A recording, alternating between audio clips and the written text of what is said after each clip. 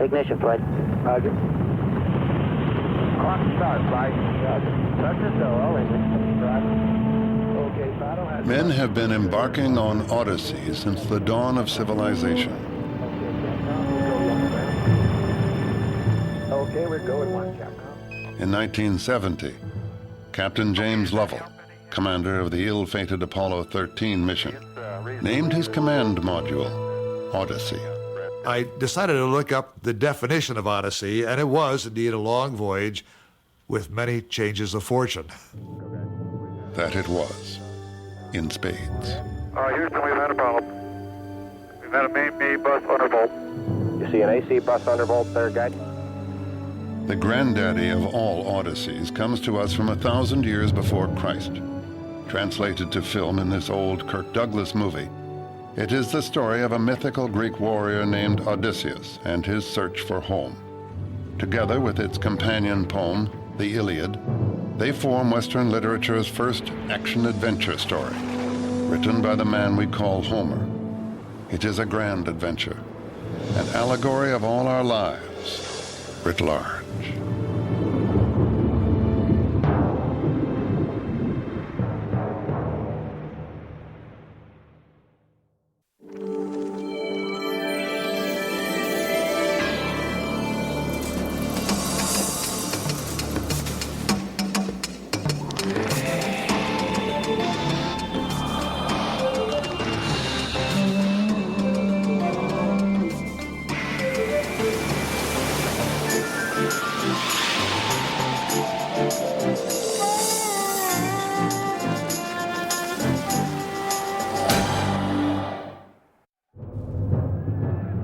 We first meet Odysseus in the Iliad, during one of the most famous wars in history, the Trojan War. We think the actual war happened, if it happened at all, around 1200 BC. It is in the Iliad that we read of Helen of Troy, the face that launched 1,000 ships, and in the Odyssey, the Trojan horse, which taught us to beware of Greeks bearing gifts, or gifts bearing Greeks. The warriors of the Iliad have left a legacy from the sublime to the ridiculous. Achilles can be found in medical books. Ajax is on every supermarket shelf. Names and images that have survived 3,000 years. These are the first stories we have in the West. And that means that if they're to last, and they have lasted for so long, they must be about virtually everything. Every time you pick up one of those stories, you're on the edge of talking about something archetypal, something that's always with us, something that's wonderfully generalized. The Iliad focuses on the archetype of one sort of hero, Achilles. Powerful, straightforward, and terrifying, the professional soldier. It tells of Achilles' great hubris, or pride, his destructive rage when that pride is injured, and finally his death at the hands of Paris. The most complex hero of the Iliad goes on to star in the Odyssey. Odysseus, whom the Romans called Ulysses, was a different kind of hero. Odysseus was a draftee, brave, bold, a liar, and very, very human. You may remember that James Joyce wrote his great work, Ulysses, based on Homer, and when he was asked why he did it, he said it was because Ulysses was the only complete man in literature. He said that the other great figures in literature are not complete.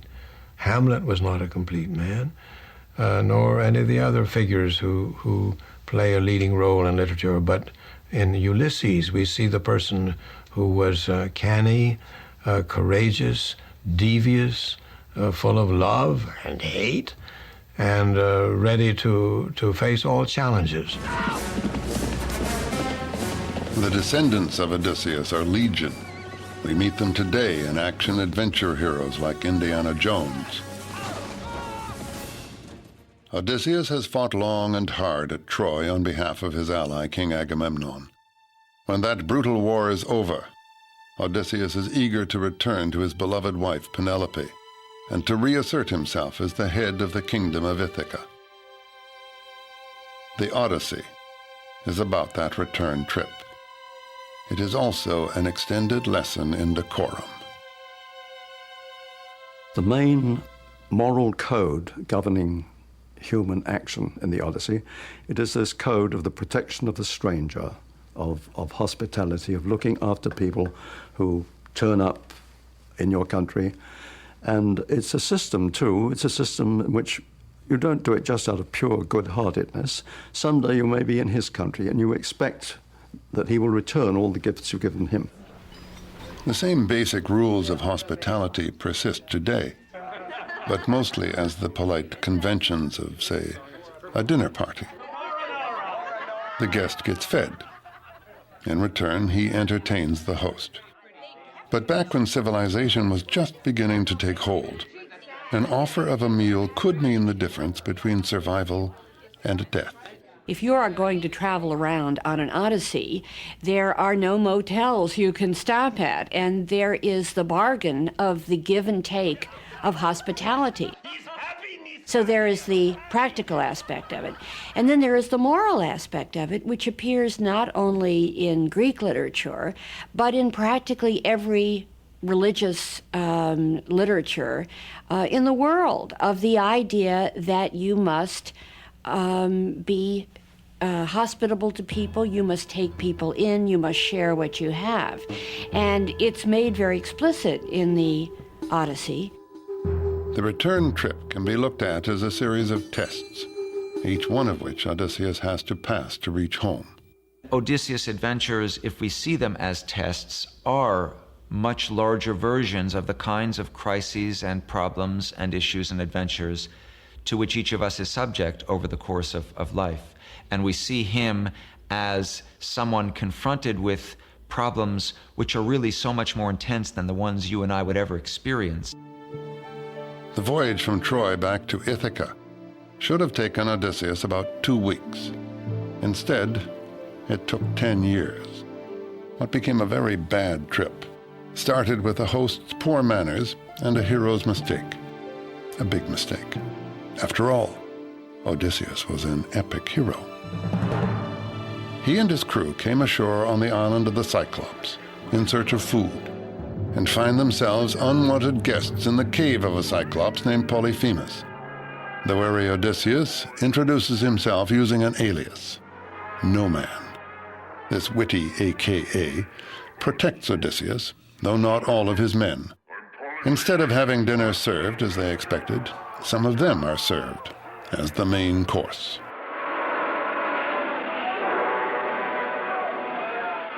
The Odyssey not only contains the basic rule, which is watch out whom you turn from your door, but it is full of marvelous examples of good and bad hosts and good and bad guests. You have the ultimate in bad hosts, who is Polyphemus, who says, why should I bother? I don't feel obligated, which is what a lot of people say today. And so he takes his guests and batters their brains on the floor and eats them. This is a big no-no in the etiquette rules of hospitality. Do not, repeat, not eat your guests. Rules are rules.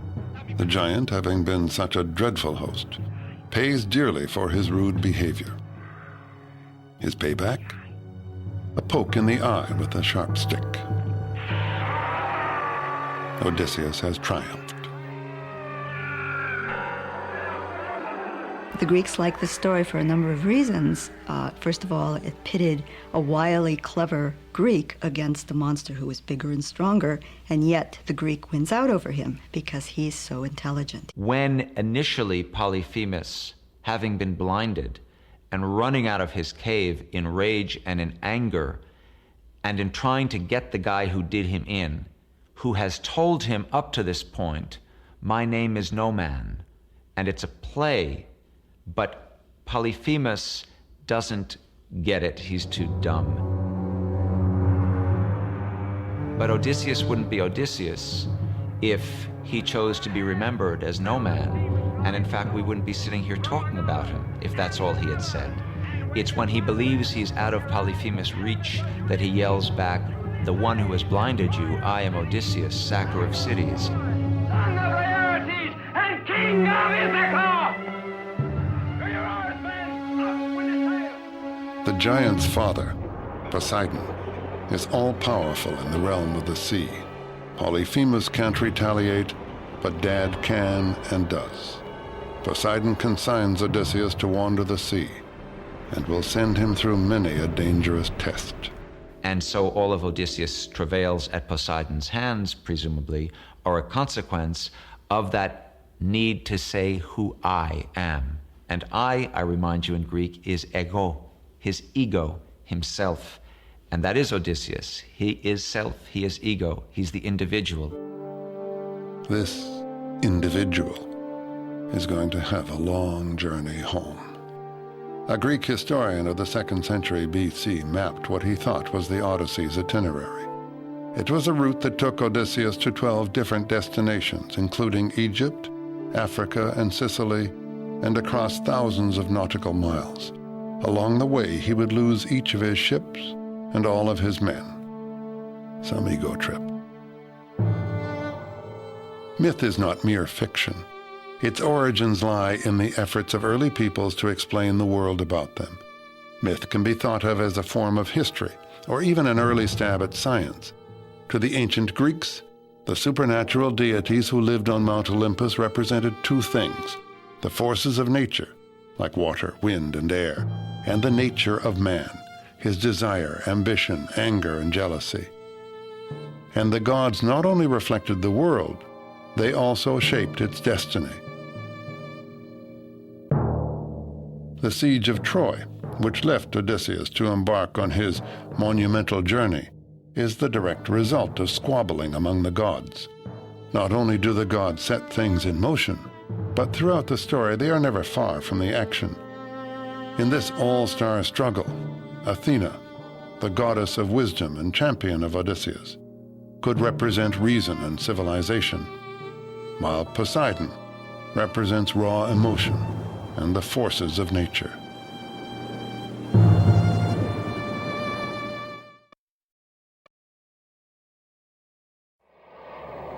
We think of an odyssey as a long trip, a series of wanderings, a journey filled with adventure and hardships. We all follow our own odyssey, our own voyage through life, searching for the serenity of home. Homer evoked this human odyssey in a poem of 12,000 lines, the first known masterpiece. Sing to me of the man, Muse, the man of twists and turns, driven time and again off course once he had plundered the hallowed heights of Troy. Many cities of men he saw and learned their minds. Many pains he suffered, heart-sick on the open sea, struggling to save his life. Launch out on his story, Muse, daughter of Zeus. Start from where you will. Sing for our time, too. Who was Homer? No one really knows. The question has baffled scholars for 3,000 years. The poet who is thought to have created the Western world's first great works of literature is an enigma. Now this guy Homer, did he write both? Or is there a Homer who wrote either? Or is it someone else who happens to be named Homer who wrote these books and not the guy we think? Or is it a compendium that somehow came together during a period that we then associate with someone named Homer? We call him Homer, but we know really nothing about him at all. There are all kinds of legends that he was a wandering schoolmaster who went around reciting his poems. He may even have been a woman. That's what Samuel Butler suggested. But we don't know who he was, or some people even deny, some scholars even wonder whether there was a Homer. So I don't know who Homer is. All I know is that I'm entertained magnificently by what he, she, they, or it offer, and that both the light and the heavy aspects of what they offer are an endless source of amusement and amazement to me. Whoever he was, he evoked an heroic age in his works, a time of warrior kings and courageous seafarers, of a civilization rich in gold. Homer's epic poems have given generation after generation of Greek people enduring legends about their past. Of course, it was all myth, or so we thought. And then along came Heinrich Schliemann, a rich and highly controversial amateur archaeologist who thought Homer was telling history, and he set out to prove it. Schliemann was, as you probably know, a self-educated merchant from Germany who, when he made it in the business world, he fulfilled his boyhood wish to become an archaeologist. And he did it with such excitement and such deep devotion to it that he memorized the Iliad and the Odyssey in the Greek original. He knew them by heart. Schliemann went to Turkey to prove his theory and found what he believed to be the site of Troy. To this day, the find is disputed, but Schliemann was convinced. Next, he traveled to the Greek mainland, to the site of the ancient civilization at Mycenae, purportedly home of the legendary king Agamemnon. Schliemann began excavating just inside the city walls, looking for royal burial tombs. Months later, he struck gold, unearthing 30 pounds of delicate artifacts. Among them, a mask he claimed was the mask of Agamemnon. He had wonderful success at Mycenae. In fact, at Mycenae, I believe, was his biggest success, because he found the only intact royal burials that we know. Almost overnight, he made every academic person who did not believe the stories of Homer rethink the question of historicity in Homer.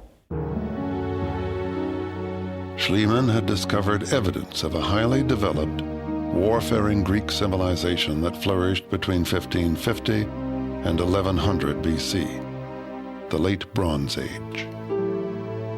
At the height of their influence, the Mycenaeans were established in what is now Sicily, Turkey, Egypt, and northern Greece. It was a rich and powerful civilization, but it ended abruptly. We aren't sure why. We only know that by the end of the 12th century BC, the Mycenaean world had disintegrated. Even its primitive alphabet, what we call Linear B, was lost. The experts suggest invasion, famine, or disease, perhaps a revolt. Some think economic decline inspired Mycenaean marauders to raid other lands and cities, and that the Trojan War might actually have been just 10 years of plunder. In any case, the storied fall of Troy coincided with the splintering and death of the Mycenaean Empire.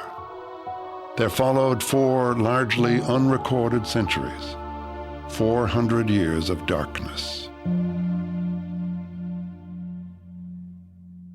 What legends survived did so through a system of oral storytelling.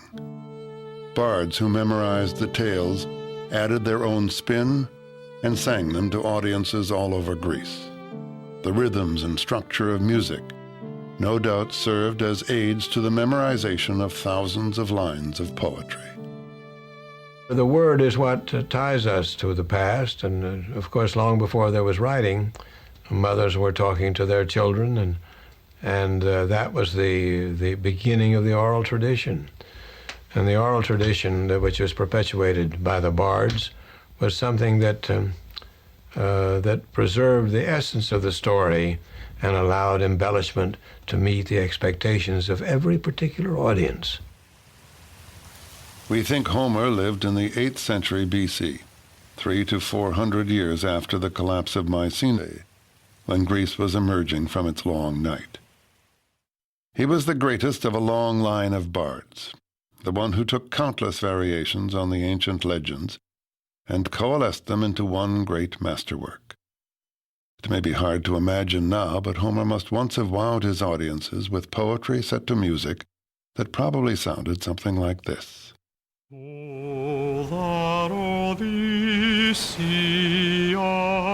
megalitora endonet et men tis kleikathemenos en thapa. For the next great Greek civilization, the Greece of Socrates and Plato, history began with Homer's poem about a war at Troy. The poems taught this disparate and often warring group of peoples and city-states the exploits of their heroes and the wisdom of their culture. Greek authors quoted them much as moderns quote the Bible and Shakespeare. Like the later legends of Roland and Arthur, the Iliad and the Odyssey were literally nation-building myths. Homer might, with more than poetic justice, be called the father of his country. No alphabet had survived those dark centuries between Mycenae and Homer's Greece. It was in his lifetime, we think, that Greeks began to adapt the alphabet of Phoenician traders. Some believe Homer himself may have written his poems down on papyrus. All we can say for sure is that someone did, but papyrus decomposes, and the poems had to be repeatedly copied, often from decaying originals. The stories began to vary widely. Finally, in the 3rd century BC, 500 years after Homer's death, a definitive copy was made by Greek scholars in the Great Library at Alexandria. This version would continue to be recopied in Roman times and down through the Middle Ages.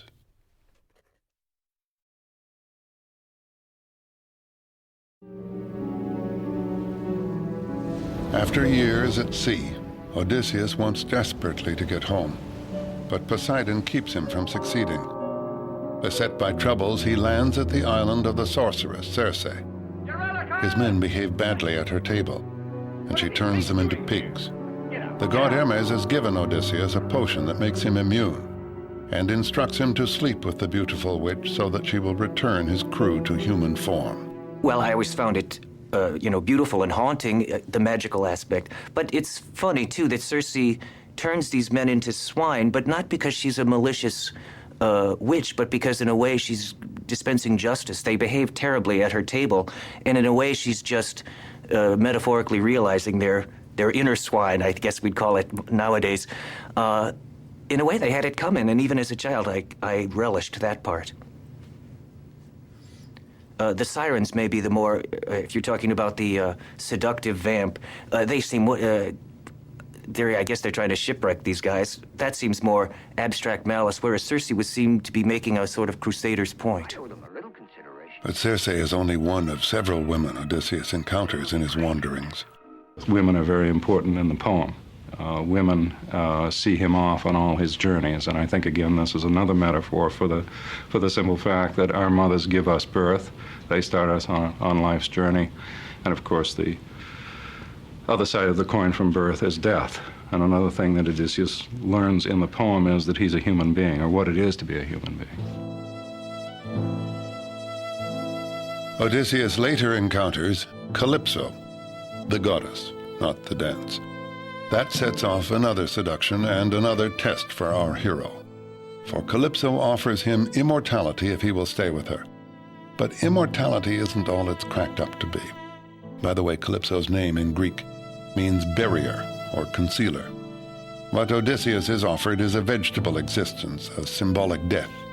He rejects it, but he either can't or isn't in any hurry to leave, which may say something about our hero. He spends a year with Circe. He spends a year wining and dining and sleeping with this magnificent goddess. Now, it's true. Because of who he is, he was able to rescue his men. But then, his men and he would have been there forever if they hadn't finally griped sufficiently to say, all right, all right, all right. And now he wants to leave. He spends 7 years with Calypso before we find him on the beach weeping about wanting to go home to Penelope. So those are sides of him which I don't find so admirable. I can't say that if I were in his boots, I would do any differently, but I still don't find it admirable. And so the message that Odysseus is getting is that he should live. He should not ask for immortality through fame or even immortality as the consort of a goddess lonely on an island, such as Calypso offers, but go home and live life and find the good things in life and survive as a mortal person. And this is the choice he makes all the way through. I think when you recover from a bad romance, you also think of Circe, Calypso, you know, the vamp or the side trip on life's journey. And Penelope's in the background of the Odyssey at all times. She's at the end of the line. But there's a lot of forays and side trips in the Odyssey that makes it surprisingly modern. The Odyssey has been recreated as entertainment countless times. This silent film version was made in 1924, long before anyone thought of a character like Big Bird. During the Middle Ages, the works of Homer survived primarily in the monasteries, but the Renaissance resurrected him, and the first printed editions of Homer appeared in Florence in 1488. Soon they were available all over Europe. He was a hit again. His poetry has been translated from the Greek into every tongue imaginable, and he has inspired more than just the translators. Homer's the beginning of the epic tradition. Without Homer, I guess there would have been a Virgil, but he wouldn't have been as good. There would have been a Dante, but he wouldn't have been as good. There would have been a Milton, but he wouldn't have been as good. And so on, through Keats, through Tennyson, through James Joyce. That's where Homer goes. And that's why a whole literary tradition comes out of him, depends on him, and by the same token is constantly bringing him back into life. More recently, Mark O'Donnell has brought him back to life, if only to get over him. Actually, Homer is the protagonist's homosexual lover in O'Donnell's latest novel. But the earlier Homer has an important place in this writer's intellectual universe, the Odyssey in particular. Well, the neat thing about the word Odyssey is it's entered our language as both the definition of the novel and the definition of life itself. That you say, oh, that was an Odyssey, whether you're talking about a long book or a crazy life. That's a sign of the Odyssey's power. First of all, that it's the first novel, and that's sort of primordial. Plus, you mix in the magic and the travel, and it gains quite a power and stature.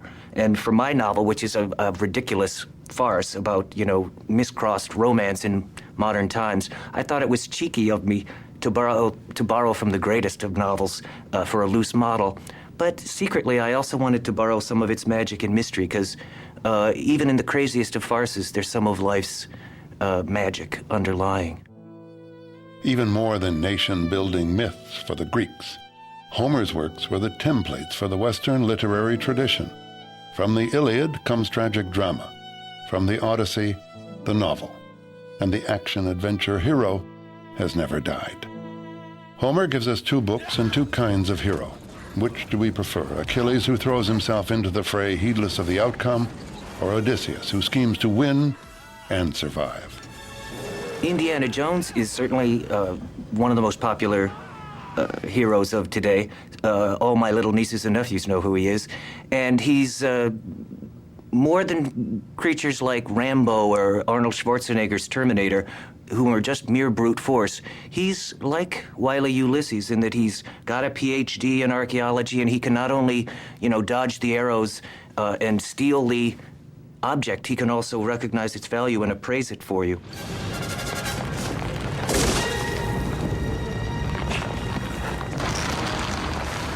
Like Indiana Jones, the heroics of Odysseus are more complicated.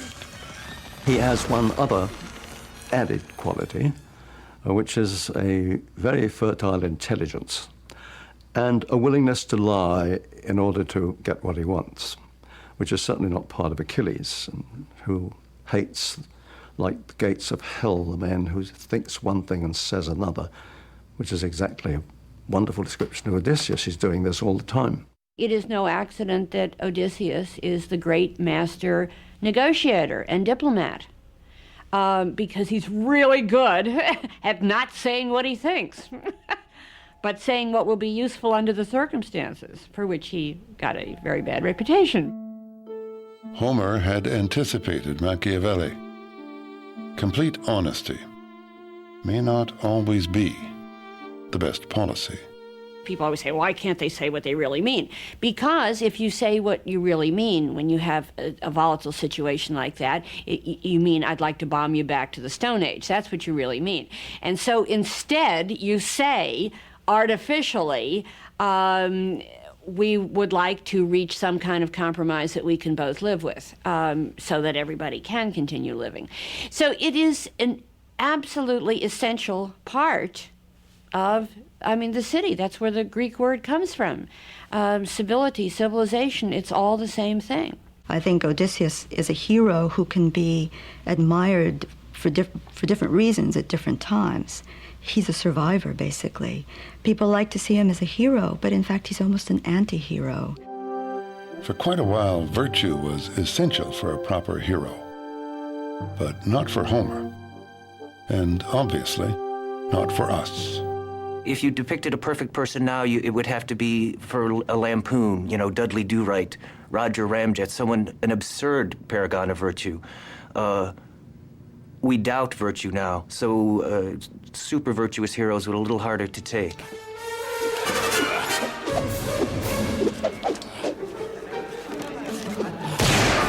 Still, we want our heroes to have a moral compass. We want them to try to do right. To do the classy thing. And they occasionally say, what would, Frank Sinatra or St. Augustine do in this case? What would Abe Lincoln do? They talk about a collapse of morals. My idea of a hero is not necessarily vanquishing in battle, but treating everyone with respect and surviving, if nothing else. That's the bottom line. We often regard mere survivors as heroes, and as despairing as that sounds, it certainly is true enough. Homer makes clear his preference between the two sets of heroic virtues. In the end, even Achilles votes for survival. Circe tells Odysseus that he must visit the underworld before he can continue his journey.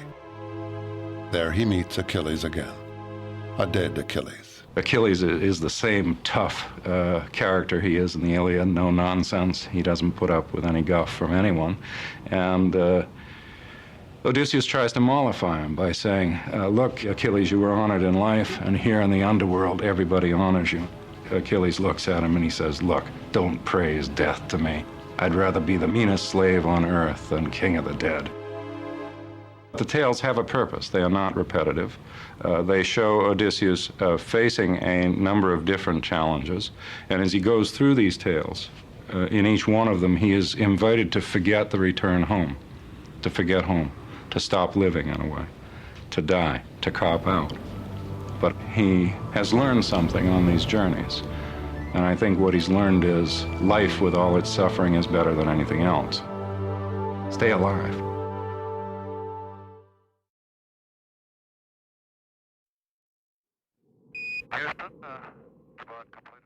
Let's make sure we don't blow the whole mission.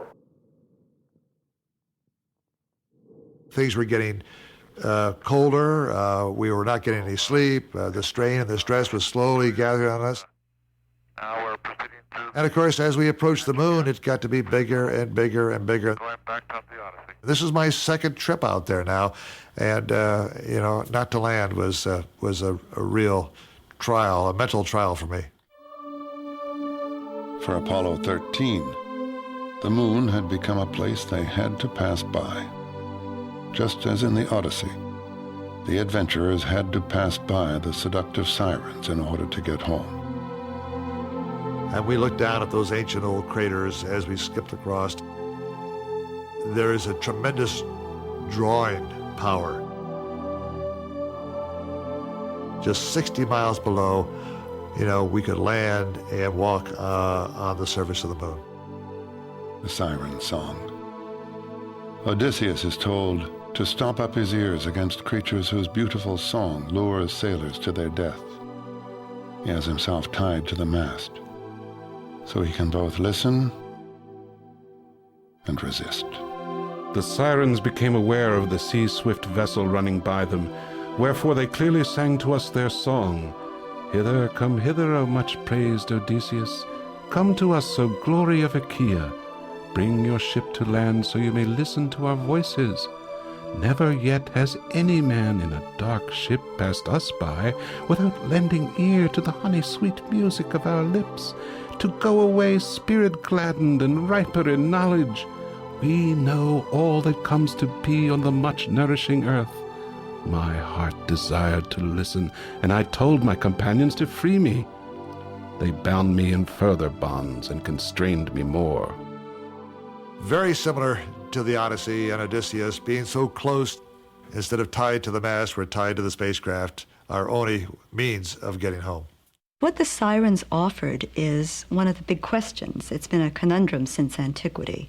It was a question that the Emperor Tiberius asked his grammarians, and they didn't know how to answer it. We do get part of the answer in the Odyssey. The siren song is given in part, and the literary interpretation is that probably they offered knowledge of what had happened in the past and what would happen in the future. This is a great lure to Odysseus. T-9. Who wouldn't want knowledge?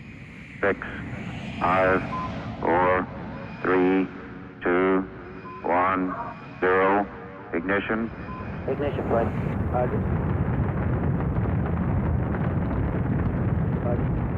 Liftoff. Apollo 13's change of fortune meant its crew never reached their destination. Looks good here, flight. Good agreement. But like Odysseus, they learned something about themselves. And like Odysseus, they were on the adventure of their lives.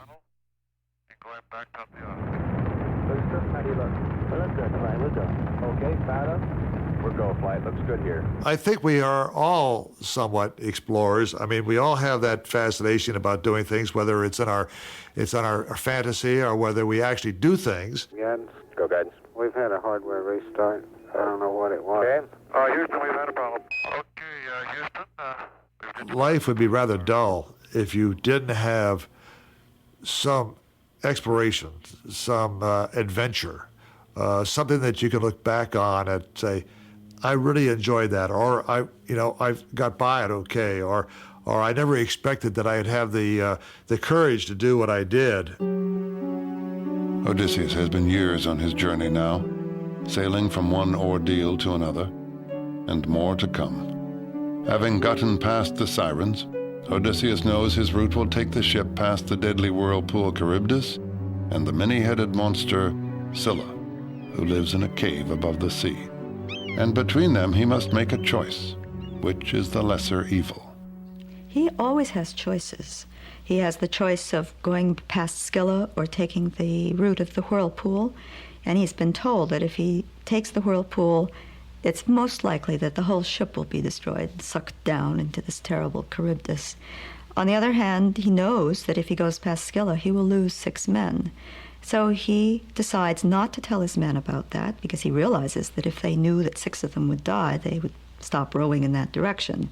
And he tries to fight Scylla, but she cannot be fought. He has been told that too. And before he even sees her coming, Scylla has taken 6 of his men and is eating them up in the mouth of her cave. And he thinks this is the most horrible sight he's ever seen. But he gets through. We're often faced with lousy choices. Life seems to be a long succession of trade-offs, and survival itself comes at a price, as Odysseus has learned. Homecoming is an eternal theme, an archetype, as strong today as in the time of Odysseus. The theme of homecoming appeals to everyone. Everyone who's fought in a foreign war, people who've taken hazardous journeys of any kind, even to the casual journey. There's great pleasure in coming home to the place that is yours, that is familiar to you, and to the people especially. Last drill. Go for it, Don. These veterans of World War II gather often at a Northern Virginia hardware store to lend a helping hand, and then trade stories of war and homecoming. I finally got home. My dad worked in a bakery shop, and I walked in the bakery shop, and he saw me, and he went up to his boss, and he said, "Bob's home." That's it. And we took off. It was the most pleasant thing you ever saw. Homecoming means coming back to the first dawn, to the first sounds, to the trees that you first saw. That is unforgettable. Whatever else you see, they don't replace them. So memory is what keeps you here. Between the Trojan War and the sea voyage, Odysseus has been away from the kingdom of Ithaca for 20 years. In the meantime, the young men of the kingdom have taken over his household. They are demanding that his wife, Penelope, give her husband up for dead and marry one of them. But Penelope has stalled them. She says that when she completes the shroud she is weaving, she will marry. But she weaves by day and secretly unweaves by night. If she was giving in to the suitors, then there would not be any kingdom for her and for her son. So she found a way of postponing the marriage so she can gain time. When are these people going to go home? They have been here forever. They are eating us out of house and home. And what's more, they're trying to marry the lady of the house. And in the meantime, they are amusing themselves with the women servants. Bad, bad guess. Finally, Odysseus reaches Ithaca. But the goddess Athena has warned about the traitors who lie in wait for him at the palace. And he goes home disguised as a beggar. He's the outsider. There's a wonderful irony. We know who he is. We see the suitors doing things that they ought not to be doing to any beggar, but especially not to this beggar, because this beggar is the king, and he will, we know, reestablish himself. Alms for a child of misfortune. So there's a kind of tension that builds, and we wonder how Odysseus is going to achieve this, because he's all alone, one man against 100+ suitors. How's he going to do this? The queen! The besieged Penelope finally proposes a contest to the suitors. She will marry the man who can string the bow that belonged to her husband and shoot an arrow through a dozen axes. Homer has built the picture of them as ugly to make us feel not only comfortable, but I think very satisfied with that magnificent moment when one after the other of these little twerps has tried and not been able to string the bow, and that wonderful moment when Odysseus, it's the fantasy we all have. It's being pulled out of the audience to step onto the basketball court and being the superstar that no one knew was the superstar. Odysseus the beggar suddenly stands up straight and strong, with ease strings the bow, bam, bam, bam. And man, is that satisfying to our baser and my baser and uglier instincts.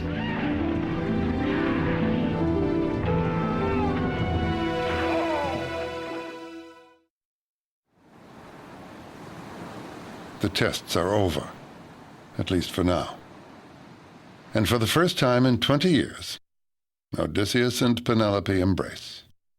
Really home at last. That's not icing on the cake. That's the very cake itself. That's the very substance of the poem. That coming back to home, coming back to earth, embracing it, and finding that's where one has begun and where one wants to go ultimately.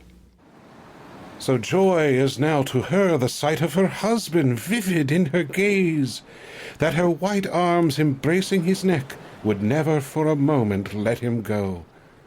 Dawn with her rose-red fingers might have shone upon their tears, if with her glinting eyes Athena had not thought of one more thing. She held back the night, and night lingered long at the western edge of the earth, while in the east she reigned in the dawn.